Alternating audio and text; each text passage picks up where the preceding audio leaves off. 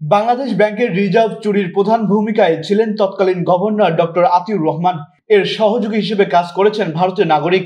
Reserve থেকে ওই অর্থ সরানোর পর এ সংক্রান্ত গুরুত্বপূর্ণ ডাটা ও তথ্য মুছে ফেলার সব আয়োজন সম্পূর্ণ হয়েছে।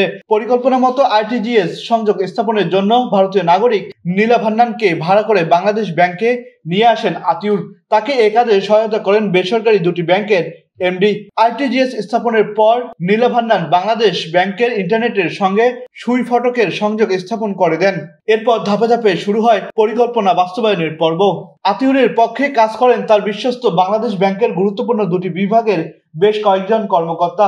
হ্যাকিং এর ক্ষেত্রে তৈরির প্রথম ধাপে গভর্নর আতিউরের পিএস আসাদুজ্জামান একটি মেইল আদান প্রদানের সূত্রপাত করেন। সেটি সেন্ড ও রিসিভ করার পর তিনি হ্যাকারদের রিপ্লাই দেন, আর এর মধ্যে দিয়েই পরিকল্পনার প্রথম ধাপের কাজটি সম্পূর্ণ হয়ে যায়।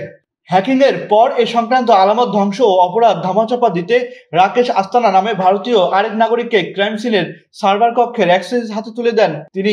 তদন্ত সংশ্লিষ্ট একজন দায়িত্বশীল কর্মকর্তা গণমাধ্যমে বলেন, রাকেশ আস্তানাকে দিয়ে ৩৯ দিন পরীক্ষা নিরীক্ষার নামে সব আলামত ডিলিট করান আতিউর। নিয়ম হচ্ছে, সরকারি প্রতিষ্ঠান যদি কাউকে এ ধরনের ফাইল মুছে ফেলা বা তথ্য পুনরুদ্ধারের কাজ দিতে হয়, তাহলে টেন্ডার করে চুক্তিবদ্ধ হয়ে তাকে ভেতরে প্রবেশের অনুমতি দিতে হবে। তথ্য গোপনের অসৎ উদ্দেশ্যে এক্ষেত্রে তা করা হয়নি।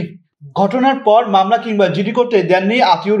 জরুরি ভিত্তিতে 999 নম্বরে ফোন করে পুলিশের সহায়তা নেয়নি, তাদের অবহিত করা হয়নি, এমনকি সাবেক অর্থমন্ত্রীকেও কিছু জানাননি।